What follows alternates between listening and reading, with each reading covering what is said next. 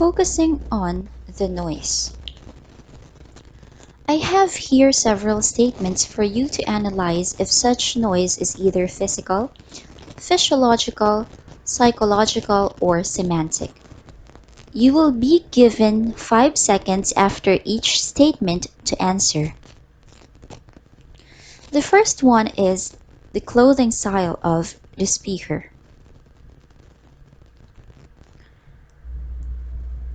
If your answer is psychological, then you are correct.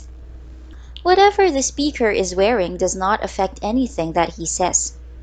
In fact, it is in the mind of the receiver that is affected. The receiver may be extremely distracted with how the speaker dresses up, but this type of noise is something related to the thinking. Thus, it is psychological noise. The gender orientation of the person. If your answer is psychological, then you are correct. The gender orientation of a person is a social construct. Sometimes people had biases among speakers depending on the gender orientation. For an instance, the preconceived notions on gays, lesbians, and other members of the LGBT community affects how people interpret their statements. A choppy phone call connection. If your answer is physical, then you are correct. Physical noise is any type of noise that is beyond the control of the speaker and the receiver. Choppy connections are results of poor connectivity or signal which is not influenced by either persons in the conversation. Differences in word meanings. If your answer is semantic, then you are correct. There are words that mean differently though they are spelled the same way, depending on the culture and the context.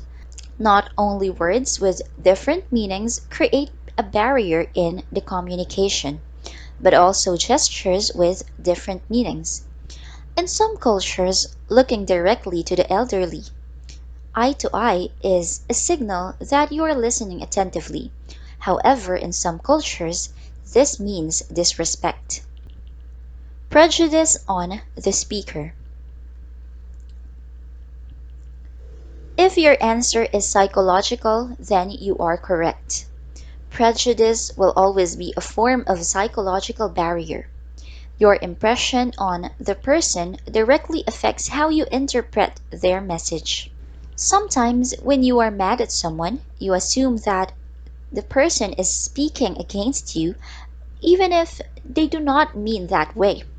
Your assumptions and biases affect proper judgment, which leads directly to miscommunication. Astigmatism.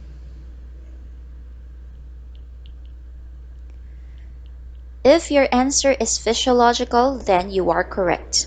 Astigmatism is a physiological barrier which leads to miscommunication as people who suffer from such condition may overlook, misinterpret, or misread a message that you are trying to get across.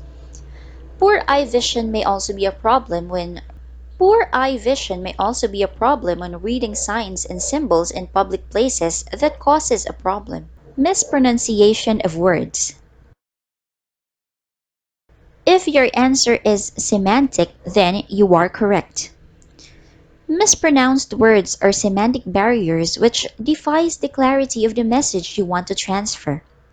It becomes difficult for the receiver to understand your speech or meanings may be altered if you mispronounce many words.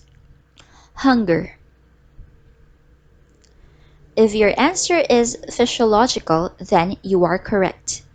Physiological noises happen within the body, aside from impairments or inborn deficiencies.